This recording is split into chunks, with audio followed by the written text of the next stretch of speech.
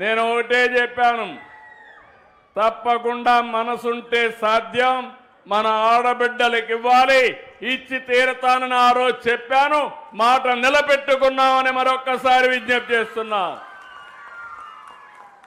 Palle Velugu, ultra Palle Velugu, city ordinary, express, metro express, వీటిలో ఏ bus ఎక్కినా, ఎంత దూరం వెళ్ళినా, జిల్లాలు మారినా ఎవరికి ఇబ్బంది లేకుండా ప్రయాణ సౌకర్యం ఏర్పాటు చేసే బాధ్యత ఈ ప్రభుత్వానిది.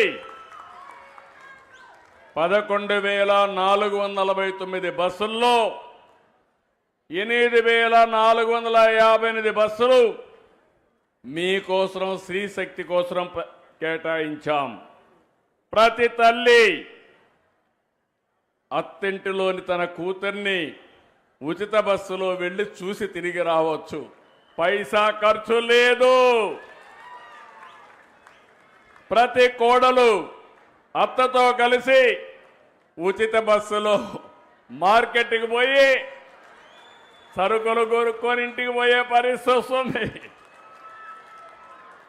ప్రతి మహిళ, ప్రతి యువతి ఉద్యోగానికి, విధులకు ₹1 ఖర్చు పెట్టకుండా అదనంగా డబ్బులు సంపాదించుకునే పరిస్థితి వస్తుంది.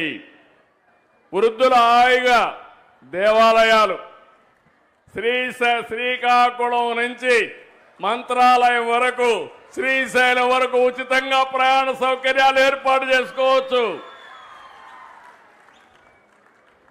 పుణ్యక్షేత్రాలన్నీ దర్శించుకోవచ్చు. చిరు వ్యాపారులు, మీ ఉత్పత్తులను చూశాను.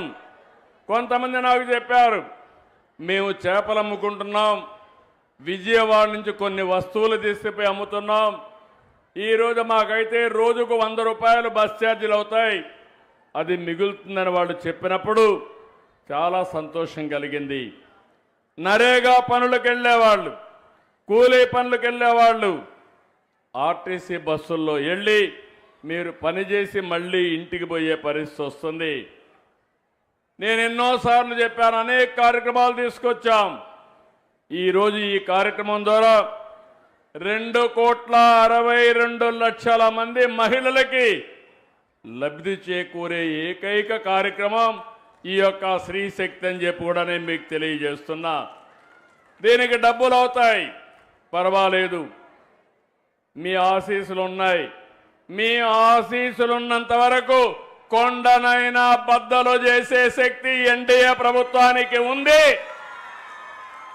వెనక్కి తిరిగి చూసే సమస్య లేదు, దూసుకెళ్తాం తప్ప వెనక్కి చూడమని చెప్పి కూడా నేను మీకు తెలియజేస్తున్నా.